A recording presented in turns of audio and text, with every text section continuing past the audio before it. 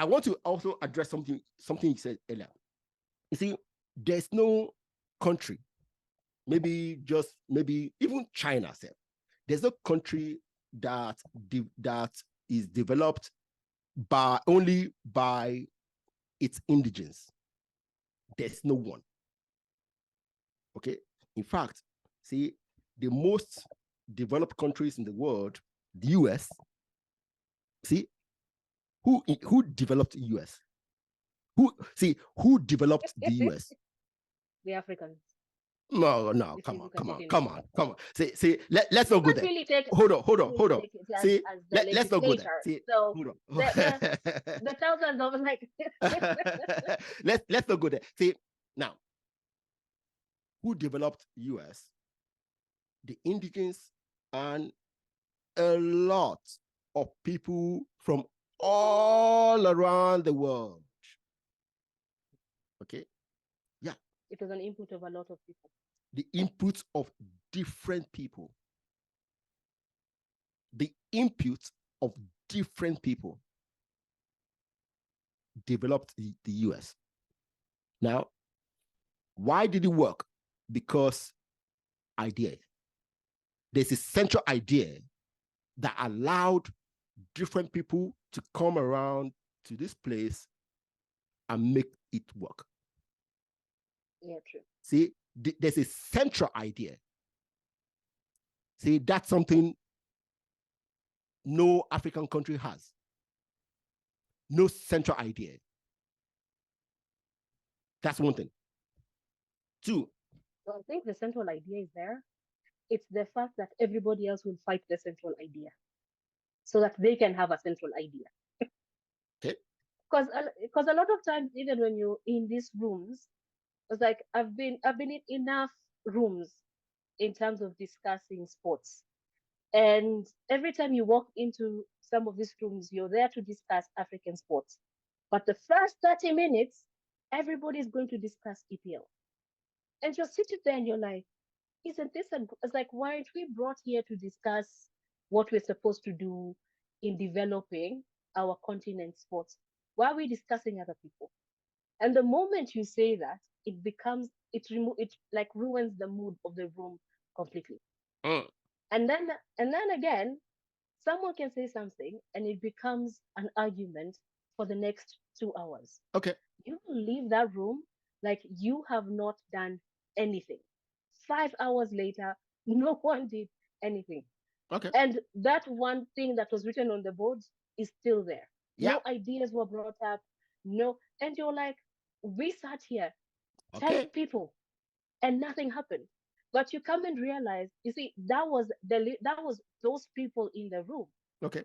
They had the opportunity to actually bring in those ideas and be able to work on plans, but they chose the arguments and the other games and trying to compare, as like we're always comparing ourselves to other people without realizing that as we are as unique as we are, what we can implement can be tailor-made for Africa and it would still succeed. Yeah. Now, see. And also, one thing I also learned is a lot of people don't want to expand their education. Okay. Past where they've reached. Yeah. See, now, I'm not opposed to people arguing. See, I didn't like it before, but I've learned that it's vital, okay, for people to argue. It's constructive, yes. Yeah, good. That's the point I was going to. See, it must be constructive, right? Constructive, yes. To allow people to express themselves, but in a constructive manner. Okay, that is the difference. That is why those meetings do not end with anything important to follow up with. Notes. Because people just argue just to win the argument. An argument, yes. Okay, so they're not arguing because they want to put something out there for people to think about. They just want to argue to win the argument. And that's it. That's the point. See, again, I say, see, for me, even though I mentioned that the US works because there's a central idea, I'm not arguing for that everybody needs to work with one goal. No. The central idea was freedom. That's what works in America. The central idea in America is freedom. Okay. Is to allow people to do what they want, as long as what they want to do doesn't impede somebody else. Freedom. Doesn't infringe on anybody else's right. Okay, yes. Freedom. That's the central idea. Now, the other thing I wanted to say is this.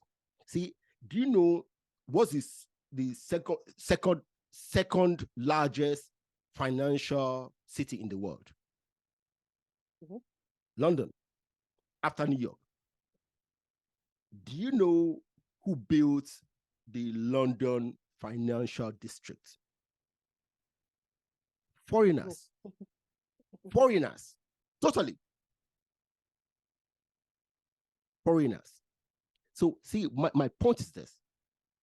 We want things to work for us. But we must not think that we need to do everything by ourselves. We need to attract talented people from everywhere.